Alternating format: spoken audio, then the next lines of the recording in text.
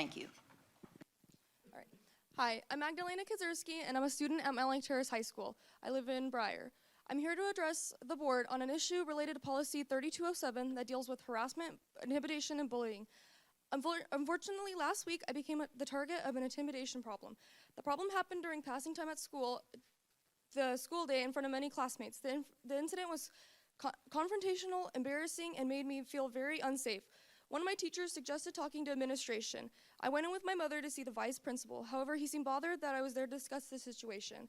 He never gave me the opportunity to provide information, information about the incident, nor the time to address why I felt unsafe. He told me that a schedule change this late in the year was unwarranted and that I should be satisfied with an apology from the student. And to my understanding, I should be the one to seek the apology. That seemed ridiculous. I was there to ask to be separated from someone that made me feel unsafe, and I'm told to go get the person to apologize. He then proceeded to question me regarding whether I knew what yelling really was. His exact wording was, "How did you know he was yelling?" That totally put me on the defensive, and to me, it seemed like he said I was overreacting, that I was being too sensitive and emotional, which are often misogynistic comments made about women.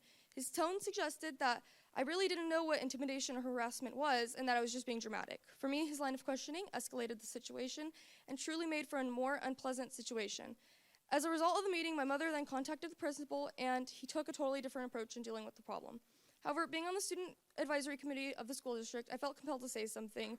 To put this in perspective, I come from a family of educators, teachers, principals, and superintendent. I get support and advice from the people that I know, and they understand the system, but not every student has that type of support. That makes the situation very inequitable and unfair. If this situation was frustrating and painful for me, what's it like for students that don't have that level of support? That's why I'm here, and ask you to remind the people responsible for dealing with harassment, intimidation, and bullying policies to truly follow what is written on paper. Get the information on the reporting form in writing or just by asking questions so there is a basis for making decisions. Also, please ask administrators to listen to students, have empathy, use appropriate questions, and most of all, do not minimize harassment, intimidation, and bullying without adequate information. Please provide training in this area. Sometimes reminders are necessary. It is critical that administrators also remind students that they have the right to file a report when they feel there is a violation of policy 3207. It is not enough to just post it and send it home at the beginning of the year. When a student seeks help, remind them they can file a harassment form. That one step will allow everyone to have the necessary information to make informed decisions before making absurd recommendations. I leave you this June, and my last words to you as a governing body are to never forget your board policies are only meaningful and effective if they are consistently and equitably implemented at the school level. Thank you. Meg.